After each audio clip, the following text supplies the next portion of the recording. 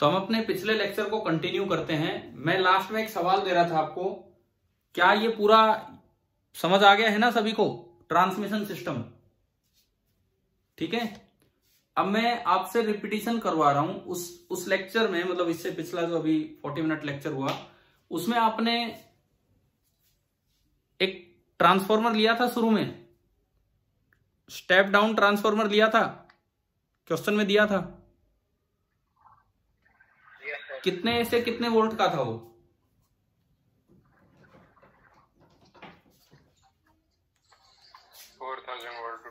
4000 volt to 220 volt.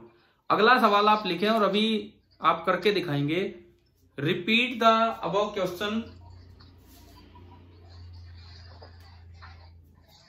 by replacing the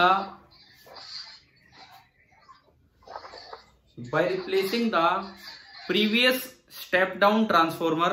लिख रहे हैं ना आप?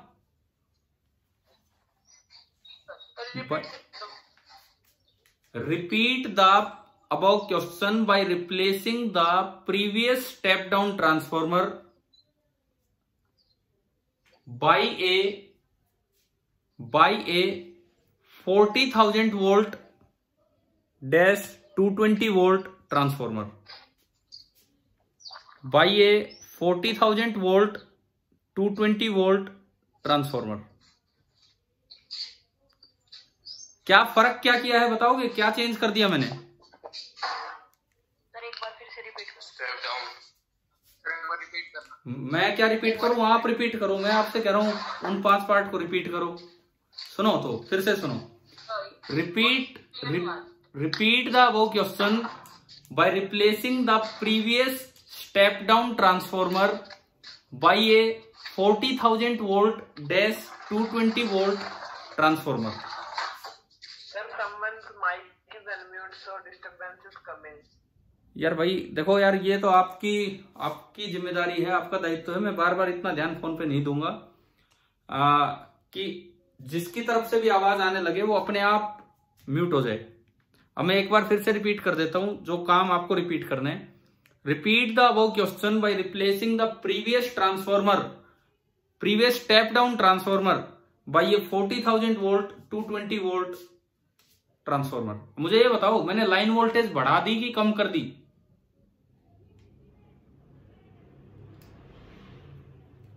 सर कम कर दी। कैसे कम कर दी? कैसे कम कर दी बताओ यार। इस सवाल में मैंने लाइन वोल्टेज पिछले के मुकाबले बढ़ाई है कि कम की है, ये बताओ यार। मैं बार बार कितनी बार कहूं वीडियो ऑन करो, ये फिर दोबारा से फोटो लगा देते हो अपनी। प्लीज अपने वीडियो ऑन करके रखिए, मुझे भी तो दिखे ना आप कर क्या रहे हो। कम कैसे कर दी ये बताओ। पिछली बार लाइन वोल्टेज कितनी पहुंच रही थी यहाँ टाउन एंड पे? 4,000। और इस बार कितनी पहुंची इस सवाल में? 40,000। तो आपने लाइन वोल्टेज बढ़ा दी कि कम की है? बढ़ा दी। तो इसका मतलब सिस्टम थोड़ा अच्छा बनेगा इस बार या और भी खराब हो जाना है? बताओ। सिस्टम अच्छा बनना चाहिए। सिस्टम अच्छा बनना चाहिए। खराब क्यों बनेगा? लाइन वोल्टेज जितनी हाई होगी, लाइन करंट उतना कम होगा, पावर लॉस उतना ही कम होगा, तो सिस्टम विल बिकम बेटर। चलो तो अब स्टार्ट करें। फर्स्ट पार्ट क्या पूछा था फर्स्ट पार्ट में? लाइन करंट निकालो। तो आप लाइन करंट निकालो फर्स्ट पार्ट का। यार देखो, आप तो समझते ही नहीं हो। मैं मुश्किल से कोई वीडियो ऑन है, किसी ने कुछ लगा रखा है, किसी ने कुछ लगा रखा है। कितनी बार कहूं मैं वीडियो ऑन कीजिए।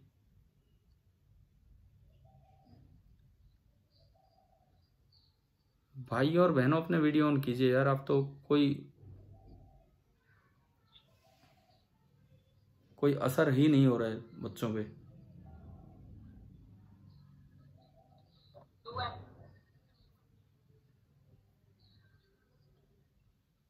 मेरी इस बात पे ध्यान नहीं दे रहे हो क्या जो मैं बोल रहा हूँ? मैं सुन ही नहीं रहा यार। इसका क्या करना है मुझे? मैं कह रहा हूँ वीडियो ऑन कीजिए, वो तो करते नहीं हो। अच्छा गोरिसा मैं आपसे पूछता हूँ, बताओ करंट कितना आया? 20 एम्पियर। देखते हैं कैसे कि आपने ये कर दिया 40,000 वोल्ट, 4,000 की बजाय 40,000, एक जीरो एक्स्ट्रा लग गया। मैं ग्रीन कलर से लगा रहा हूं जो एक्स्ट्रा हो रहा है, एक जीरो एक्स्ट्रा लग गया, एक जीरो एक्स्ट्रा लग गया। तो जो करंट आप निकालोगे इस फॉर्मूले से, पीएस वही है 800 किलोवाट, तो 800 बटे 40,000 आएगा। तो नीचे एक जीरो एक्स्ट्रा आने से ये कम हो गया, यानी कि इस बार जो लाइन करंट आया, लाइन करंट कितना हो गया? 20 एम्पियर। यानी कि जितनी हाई आप लाइन वोल्टेज रखेंगे उतना ही कम क्या होता जा रहा है आपका लाइन करंट। आपने लाइन वोल्टेज को 10 टाइम्स बढ़ा दिया तो लाइन करंट 10 टाइम्स कम हो गया। क्या ये बात समझ आई ढंग से? क्योंकि आधी बार तो बच्चों के दिमाग में ये होता है कि वोल्टेज बढ़ाओगे तो करंट बढ़ेगा। यहां ऐसा नहीं है ट्रांसमिशन में, या पावर से रिलेट करके वो देखा जा रहा है। क्लियर हो गया ये? ठीक है। इसके बाद जो अगला काम, सेकंड पार्ट में क्या पूछा था आपसे बताएंगे?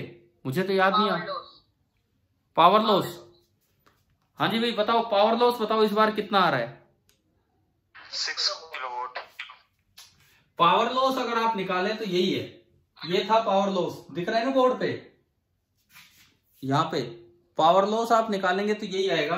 तो 20 का स्क्वायर, अब 20 का स्क्वायर करोगे तो ये आपका बना 400 और इंटू 15, 15 गुना 4 6, 6000 वोट। 6000 वोट को मैं लिख सकता हूं 6 किलोवाट। हाँ भाई बताओ, पावर लॉस समझ आ गया सभी को? ठीक है। थर्ड पार्ट में क्या पूछा है?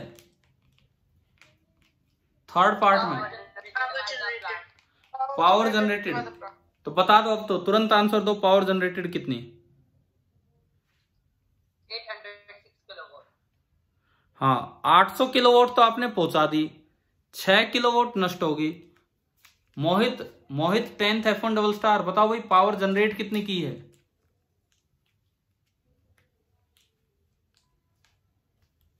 नहीं बताओगे? सुमित कुमार आप बताओ पावर जनरेट कितनी की है?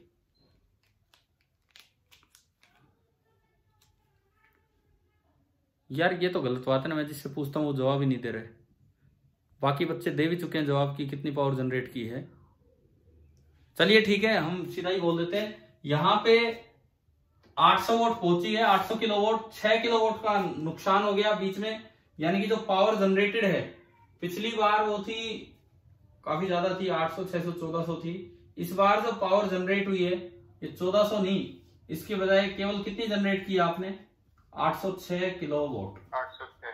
अब आप सोचो ये सिस्टम अच्छा है कि खराब है? 806 जनरेट की, जिसमें से 800 पहुंच गई, 6 का नुकसान हुआ, तो ये सिस्टम अच्छा है पिछले से कि खराब?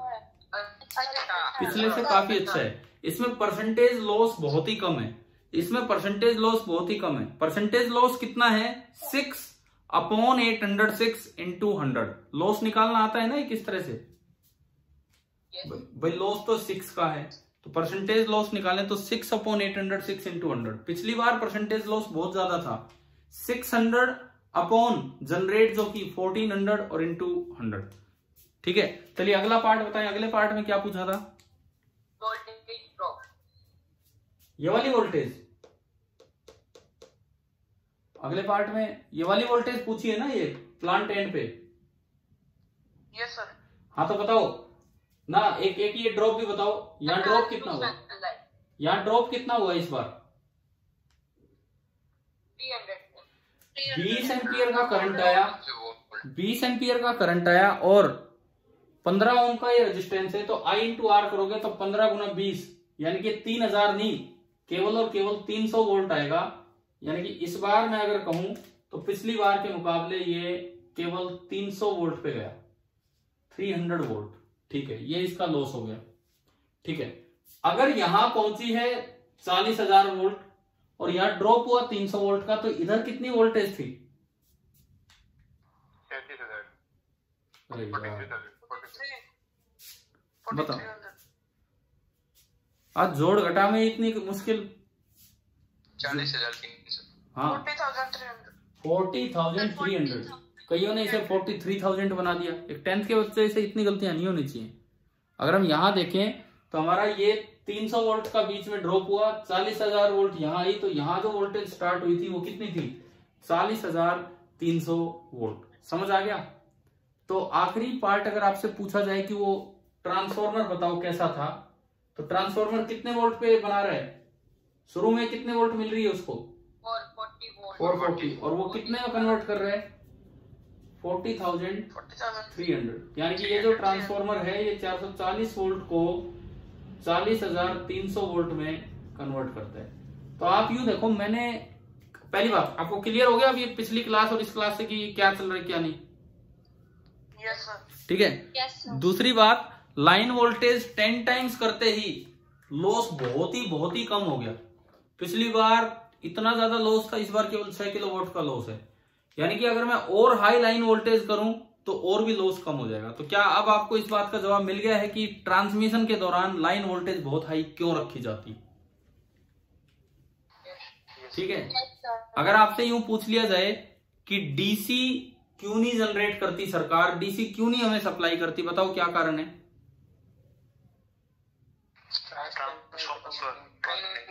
ट्रांसफॉर्मर डीसी पे काम नहीं करते हैं, ट्रांसफॉर्मर केवल एसी पे काम करते हैं। तो ये स्टेप अप स्टेप डाउन वाली बात खत्म हो जाएगी और वो बीच में लॉस बहुत ज्यादा हो जाएगा। ठीक है।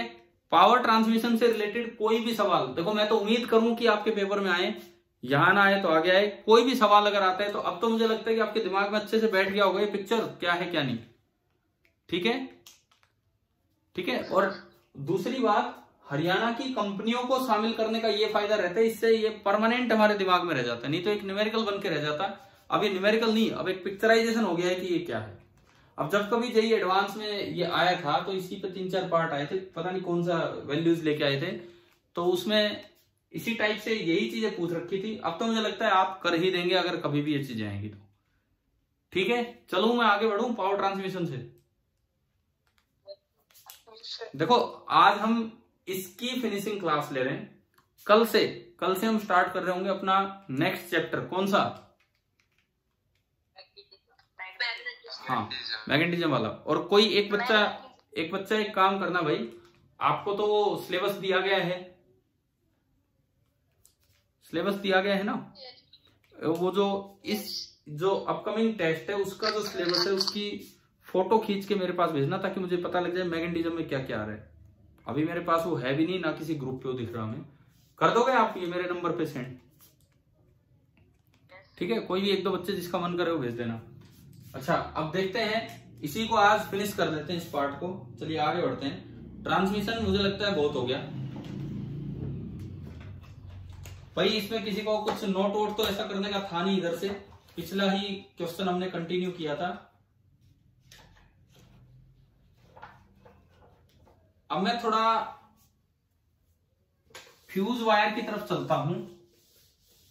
अब हम घर के अंदर आ जाते हैं। बिजली ले आए घर तक। आपकी आवाज क्लियर नहीं आ रही भाई। क्लियर? मैं तो बहुत क्लियर बोल रहा हूँ। क्लियर है बिल्कुल। मैं तो बहुत ही क्लियर बोल रहा हूँ। अब मैं क्या करूं अगर आवाज आगे नहीं पहुंच पा रही है तो। नेक्स्ट हेडिंग आप एक बार फ्यूज वायर ही हेडिंग डाल दीजिए। पहले बताया है ना आपको फ्यूज वायर के बारे में थोड़ा बहुत? Yes sir. तो एक बार फिर से हेडिंग डालिए फ्यूज वायर।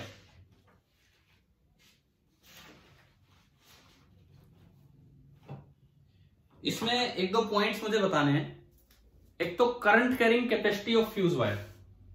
सबसे पहला पॉइंट, करंट कैपेसिटी। कई बार क्या होता है कि ये फ्यूज वायर जल्दी मेल्ट होगी, वो देर में मेल्ट हो रही, मतलब कोई ज्यादा करंट झेल पा रही, कोई कम करंट झेल पा रही। तो वो हम देख रहे हैं कि करंट कैरिंग कैपेसिटी क्या होती है। सपोज एक फ्यूज वायर ये है, इसका जो रेडियस है आर है, रेजिस्टेंस होती है आर, तो मैं रेडियस को स्मॉल आर से लिख लेता हूं। कैपिटल आर तो हम रेजिस्टेंस के लिए डिनोट कर लेते हैं। और जो मैक्सिमम करंट इसमें जा पा रहा है, लेंथ, फ्यूज वायर की लेंथ है एल।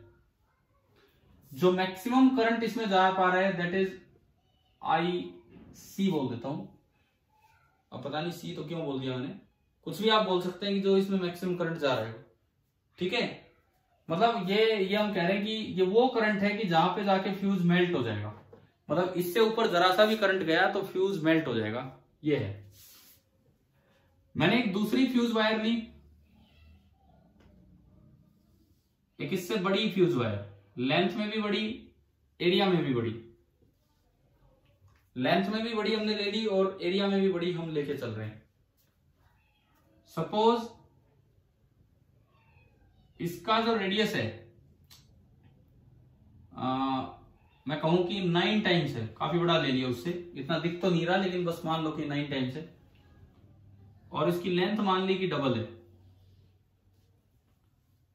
तो आपको ये बताना है कि भाई इसकी करंट कैपेसिटी क्या होगी, इसकी करंट कैपेसिटी क्या होगी। मैं अगर IC डैश बोल दूं, मतलब अगर वो ऊपर वाली फ्यूज वायर, अच्छा मटेरियल सेम है, सेम मटेरियल, सेम मटेरियल, क्या सवाल समझ आ रहा है? करंट कैपेसिटी पे क्या क्वेश्चन बना है?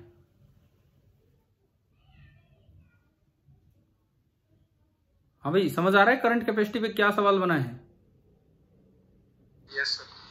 अगर सेम मटेरियल की दो फ्यूज वायर्स हैं, सेम मटेरियल की दो फ्यूज वायर्स हैं और एक में करंट IC मैक्सिमम जा पाता है, उस फ्यूज वायर की लेंथ L है, रेडियस R है, तो दूसरे में कितना करंट जा पाएगा अगर उसका रेडियस 9R है, सेम मटेरियल है और लेंथ आपने कर दी डबल। तो इसके बारे में आप एक चीज याद रखना कि जो IC है, IC that is directly proportional to radius raised to power 3/2 and is independent of length. अगर कभी कोई फ्यूज वायर जल्दी जल्दी मेल्ट हो रही है तो ऐसा नहीं कि आप लंबी वायर लगा दो, उससे कोई फर्क नहीं पड़ेगा, मोटी वायर लगाओ।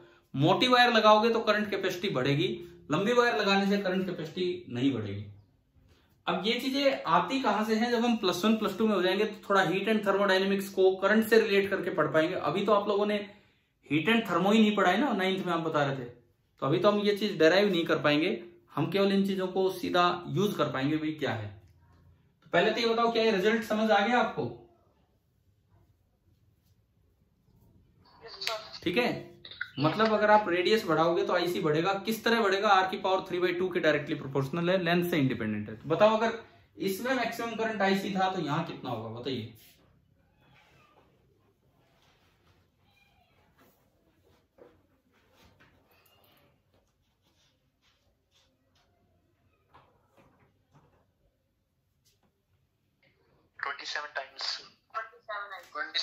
IC। हाँ देखते हैं इसमें देखो, जो IC बनेगा that will be 9⁻³ times, length पे तो डिपेंड ही नहीं करना है, 9⁻³ टाइम्स इतना आपका IC बनना है।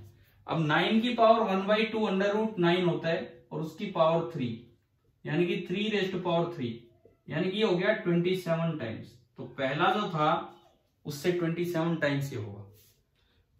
बताओ सबसे पहली चीज, आपको करंट कैपेसिटी समझ आ गई है फ्यूज वायर की? ठीक है, अगली चीज दूसरा पॉइंट देखो, फ्यूज क्या होता है मैं आपको एक पहले क्लास में पढ़ा चुका हूं ना कि फ्यूज का काम क्या होता है, किस तरह से ये सेफ्टी डिवाइस है। ठीक है, दूसरा काम, अगर एक करंट बिल्कुल IC जितना करंट अगर जाने लग जाए तो फ्यूज मेल्ट होने में कितना टाइम लेता है? IC जितना करंट अगर जाने लग जाए तो फ्यूज मेल्ट, फिर वही बात, उनके प्रूफ हम नहीं करेंगे, हीट एंड थर्मो पे वेस्ट होते हैं। तो सेकंड पॉइंट आप लिखना, करंट कैपेसिटी के बाद आप लिखना time taken for melting. Time taken for melting if IC flows through the fuse. Time taken for melting if IC flows through the fuse.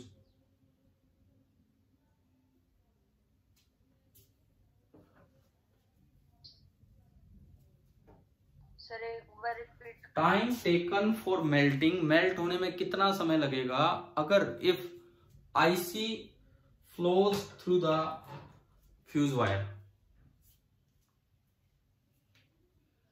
अगर IC करंट फ्लो कर रहा है फ्यूज वायर से तो मेल्ट होने में उसे कितना टाइम लगेगा? ये भी उसके रेडियस पे डिपेंड करता है। और ये जो टाइम लगता है, ये रिजल्ट भी आप याद रखना, ये जो टाइम लगता है डेल्टा टी, या अगेन ये हीट एंड थर्मल से रिलेट होके आता है, that is proportional to radius raise to power 4। याद रख लेना, ये टाइम टेकन जो मेल्ट होने में लगेगा that is proportional to radius raise to power 4। Radius की 4th पावर पे ये डिपेंड कर रहा होता है।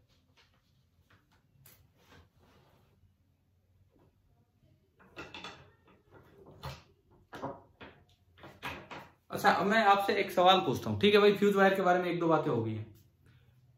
जो बल्ब होता है, पुराना बल्ब जिसको हम इनकैंडिसेंट लैंप बोलते हैं, ये वर्ड हमने यूज किया है ना पहले, इनकैंडिसेंट लैंप, ठीक है? जो बल्ब होता है, क्या?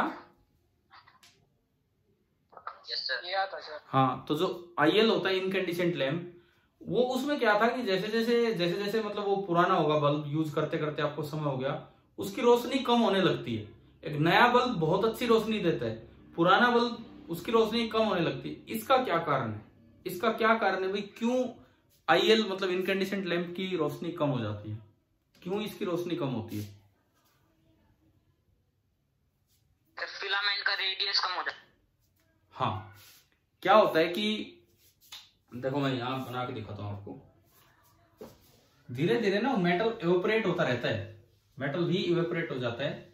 जो टंगस्टन फिलामेंट है,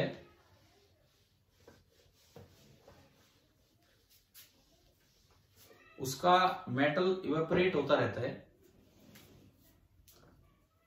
जो ये जैसे कोई भी फिलामेंट है, मैं उसको सीधा बना रहा हूं, हीटिंग होने से धीरे धीरे वो इवेपोरेट होता है। इवेपोरेट होगा तो उसके बाहर एक बल्ब है, मतलब ग्लास है। एक तो इवेपोरेशन से ग्लास पे वो जमने लगेगा, एक तो इवेपोरेशन से हल्का हल्का वो ग्लास पे जमने। पुराना बल्ब आप बाहर से साफ कर लो तब भी वो साफ नहीं होता है। पुराना बल्ब अगर होगा, बाहर से साफ कर लो, उसे रगड़ के, तब भी साफ नहीं होता, क्योंकि अंदर ये जमा होने लग गया है। दूसरी बात, ये इवेपोरेट होने से इसका एरिया ऑफ क्रॉस सेक्शन कम हो गया। अगर एरिया ऑफ क्रॉस सेक्शन कम हो गया तो आर क्या होगा? बढ़ेगा कि कम होगा? बढ़ेगा। कम होगा। कम होगा। कम होगा। कम होगा सर। अरे सुनो, आर का फॉर्मूला क्या होता है? Rho L. R means R radius नहीं है, आर क्या बात कर रहा हूं मैं? कैपिटल आर किसके लिए ले रहा हूं? रेजिस्टेंस के लिए। स्मॉल आर ले रहे थे रेडियस के लिए। तो अगर एरिया कम हो रहा है, एरिया कम हो रहा है, तो रेजिस्टेंस बढ़ेगा कि कम होगा? बढ़ेगा। रेजिस्टेंस बढ़ गया, ठीक है, रेजिस्टेंस बढ़ गया। अब घर में सारी चीजें पैरेलल में लगी होती हैं। घर में एक सप्लाई आ रही है 220 वोल्ट की सप्लाई, और सारी की सारी चीजें इसके पैरेलल में लगी हैं, सारी की सारी चीजें इसके पैरेलल में लगी हैं। उनके स्विच उनके साथ सीरीज में लगे होते हैं, किसको ऑन करना है किसको ऑफ करना है वो उनके साथ सीरीज में होते हैं, लेकिन सारी चीजें पैरेलल में होती हैं। तो पैरेलल में तो फिक्स सप्लाई आ रही है 220 वोल्ट। तो अगर वोल्टेज फिक्स है तो आप पावर इससे निकालोगे V²/R, 220 का स्क्वायर बाई R, V का स्क्वायर अपॉन R। अब देखो, R बढ़ा है कि कम हुआ है समय के साथ साथ? बढ़ा है। R अगर बढ़ेगा तो पावर कंज्यूम कम होगी, क्योंकि नीचे आ रहे हैं, और पावर कंज्यूम कम होगी तो इट मींस वो बल्ब कम रोशनी देगा। तो क्या आपको समझ आ गया है कि पुराने बल्ब कम रोशनी क्यों देते हैं नए बल्ब के मुकाबले? Yes sir. क्लियर है ना सभी को? ठीक है। अच्छा, हमने दो फॉल्ट्स के नाम लिए थे, एक शॉर्ट सर्किटिंग और एक ओवरलोड। मैं जस्ट एक फिनिशिंग स्टेज पे जा रहा हूं, मैं इसको फिनिश कर रहा हूं इस पार्ट को। हमने दो नाम लिए थे, एक शॉर्ट सर्किटिंग और एक ओवरलोडिंग। दोनों में ही करंट ज्यादा हो जाता है। शॉर्ट सर्किटिंग में क्यों ज्यादा हो जाता है करंट, बताओ? शॉर्ट सर्किटिंग में क्यों ज्यादा हो जाता है करंट? कोई रेजिस्टेंस नहीं होता, क्योंकि कोई रेजिस्टेंस नहीं होता, वो जीरो रेजिस्टेंस पाथ मिल जाता है, तो करंट बहुत ज्यादा, उससे आग लगने के चांस होते हैं। और ओवरलोडिंग में क्यों ज्यादा हो जाता है ये भी बताया था, बताओ? भी गिर जाती है। अरे नहीं यार, वो तो बात की बात है, वो तो चलो फ्यूज बर्न हो जाएगा, बात एक ही है। ओवरलोडिंग का मतलब है कि आपने, हाँ, पैरेलल में बहुत सारी चीजें कनेक्ट कर दी। ओवरलोडिंग का मतलब है कि आपने पैरेलल में बहुत ही सारी चीजें कनेक्ट कर दी, और ज्यादा चीजें कनेक्ट करने से रेजिस्टेंस क्या होगा, कम हो जाएगा। रेजिस्टेंस कम होगा तो करंट सर्किट में बढ़ जाएगा और अगेन वो आग लग सकती है, इतना करंट हो सकता है। तो ये दो ही फॉल्ट होते हैं जो मेनली यूज करते हैं, शॉर्ट सर्किटिंग एंड ओवरलोडिंग, जिनसे हमें बचना होता है, जिनके लिए हम फ्यूज यूज करते हैं। अब दो तरह की सेफ्टी डिवाइसेज हैं, एक फ्यूज और एक सर्किट ब्रेकर, जिनको आप एमसीबी बोल देते हो, वो छोटे होते हैं इसलिए MCB, miniature circuit breaker. Fuse based होता है हीटिंग इफेक्ट ऑफ करंट पे और एमसीबी बेस्ड होती है मैग्नेटिक इफेक्ट ऑफ करंट पे। फ्यूज तो बेस्ड होता है हीटिंग इफेक्ट पे, एमसीबी तो हम अगले चैप्टर में पढ़ पाएंगे, मतलब जो सर्किट ब्रेकर है वो कैसे क्या काम करता है, वो हीटिंग इफेक्ट नहीं, वो मैग्नेटिक इफेक्ट ऑफ करंट पे बेस्ड है। आप बताओ यहां तक समझ आया? ठीक है भाई। ये आइंस्टीन कौन आ गया? अभी आया आइंस्टीन एंटर्ड। अरे यार नाम तो अपने अपने लिखो। चलो ठीक है, आइंस्टीन साहब आ गए तो अब हम ढंग से पढ़ा लें थोड़ा सा। ये बताओ ओवरलोडिंग होने पे करंट बढ़ता है कि कम होता है? बताओ, अभी मैंने समझाया। ओवरलोडिंग होने पे करंट बढ़ता है कि कम होता है? बढ़ता है। लेकिन अगर आप अपनी कॉमन ऑब्जर्वेशन देखेंगे, घरों में आपने 4-5 चीजें ऑन कर दी तो बल्ब की रोशनी कम हो जाती है, ऐसा होता है कि नहीं? ऐसा ऑब्जर्व किया होगा घर में हैवी अप्लायंसेज आपने। भाई ये गाने बंद करो जो भी है घर में। कौन है ये? आइंस्टाइन रिमूव कर दो ना। मैं रिमूव नहीं, मेरी मीटिंग ही खत्म होने वाली है। रुकिए अब थोड़ी सी देर, लास्ट टाइम चल रहे हैं इसके।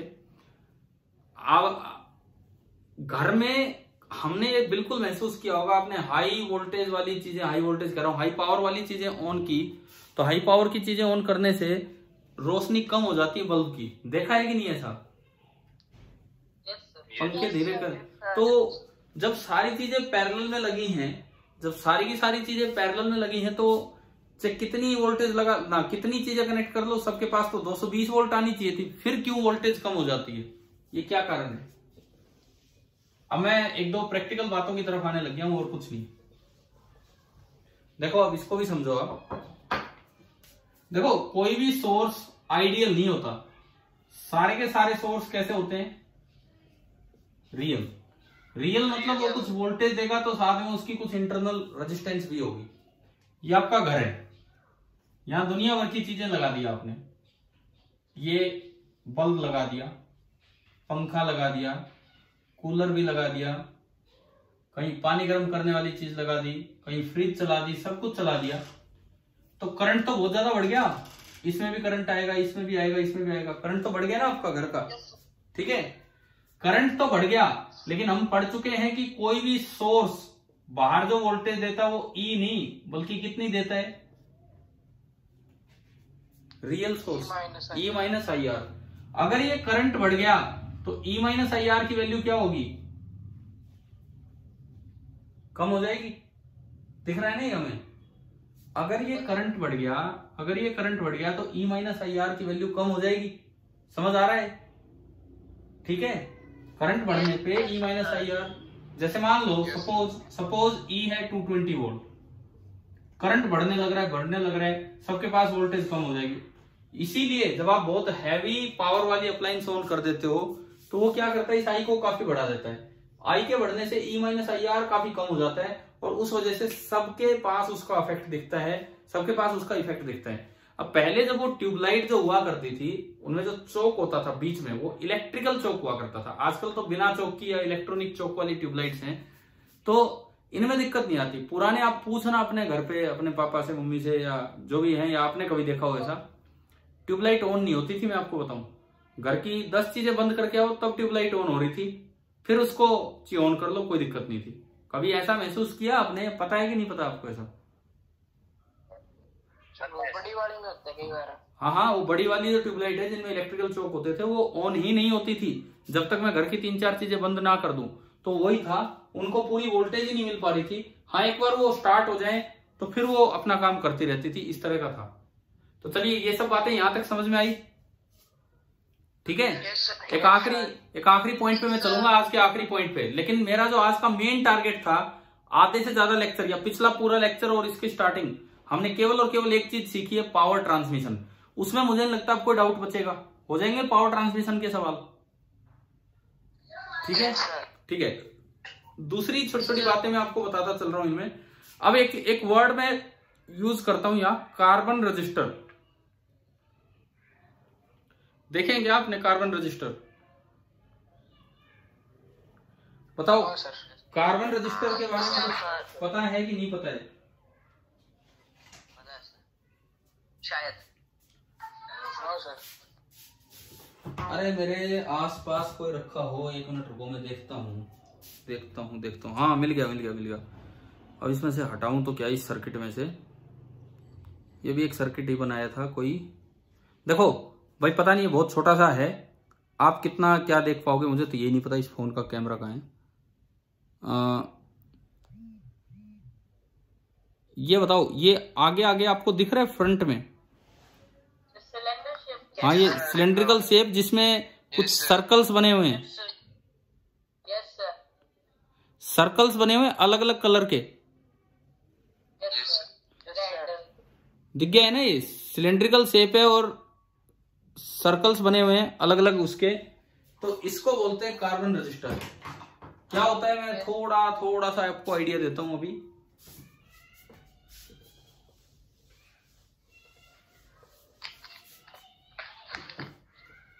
देखो, एक ऐसा कार्बन ग्रेफाइट फॉर्म में, डायमंड थोड़ी यार, ग्रेफाइट, ठीक है, ग्रेफाइट फॉर्म में कार्बन लिया जाता है। ग्रेफाइट कंडक्टर होता है कि इंसुलेटर? कंडक्टर होता है। ग्रेफाइट फॉर्म में, हाँ, ये लेके और इसमें 2 वायर्स इंसर्ट की जाती हैं इधर और इधर। ये अंदर, ये जो वायर है ना, पूरी अंदर जुड़ी हुई नहीं है, पूरी अंदर वायर जुड़ी हुई नहीं है। इस बीच में ग्रेफाइट है, बस यहां तक एंट्री है, ये मेटल की वायर्स हैं। इसको ऊपर से कवर कर दिया जाता है थोड़ा, जैसे कोई भी मटेरियल, प्लास्टिक टाइप मटेरियल, ताकि ये खराब ना हो, नहीं तो ग्रेफाइट टूट सकता है। इसको ऊपर से कवर करके एक सिलेंड्रिकल शेप दी जाती है। हमें अंदर का ग्रेफाइट नहीं दिख रहा है, हमें तो ऊपर की कवरिंग दिख रही है, ये इसकी कवरिंग है। और इस कवरिंग पे कुछ कलर्स बनाए जाते हैं। कोई रेड कलर बना दिया, कोई ग्रीन कलर बना दिया, कोई ब्लैक कलर बना दिया। क्यों बनाते हैं भाई ये कलर? क्यों बनाते हैं ये कलर? हाँ, ताकि, क्योंकि इतने छोटे से सिलिंड्रिकल रजिस्टर हैं। आपको अभी दिखा था ना वो सिलिंड्रिकल रजिस्टर, दिख गया था सभी को? वो इतने छोटे हैं कि अगर उन पे वैल्यू लिखेंगे तो वैल्यू रीड कर पाना पॉसिबल नहीं रह पाता है। लेकिन अगर आप उसको ढंग से देखेंगे तो कलर नजर आ जाते हैं हमें कि कलर कैसा है। तो उन कलर्स का अंदाजा लगा के, कलर्स देख के आप उस रेजिस्टेंस की वैल्यू निकाल सकते हैं कि इसका रजिस्टर कितना है, इसका रेजिस्टेंस कितना है। इन रजिस्टर्स को हम बोलते हैं कार्बन रजिस्टर। किसी ने आज तक सीखा है कि ये कलर कैसे पढ़ना होता है? बताया तो था याद नहीं। कब बताया था, बताओ कौन सी क्लास में? 8th क्लास में आए हैं कार्बन रजिस्टर्स? अमित सर ने बताया था। हाँ, मतलब मैं वही पूछ रहा हूँ, मतलब पीछे किसी क्लास में आए हैं क्या ये कार्बन रजिस्टर और ये सब, या अभी 10th में ही पूछे? चलो ठीक है, कोई नहीं, ये आपका होमवर्क आप लेके चलिए। बिकॉज ये ऐसा होमवर्क नहीं है कि आप दिमाग लगाएं, ऐसा होमवर्क है कि आप कहीं से पढ़ें। आपको ये देखना है कि कलर से रेजिस्टेंस कैसे निकाला जाता है। कलर से रेजिस्टेंस याद रखने का एक आसान तरीका होता है। बीबी रॉय जैसे किसी का नाम है, बीबी रॉय, हिंदी में नहीं भाई, इंग्लिश में नाम है, बीबी रॉय नहीं है, बीबी रॉय, ठीक है। ऑफ से कुछ नहीं बनेगा। Great Britain have very good wife wearing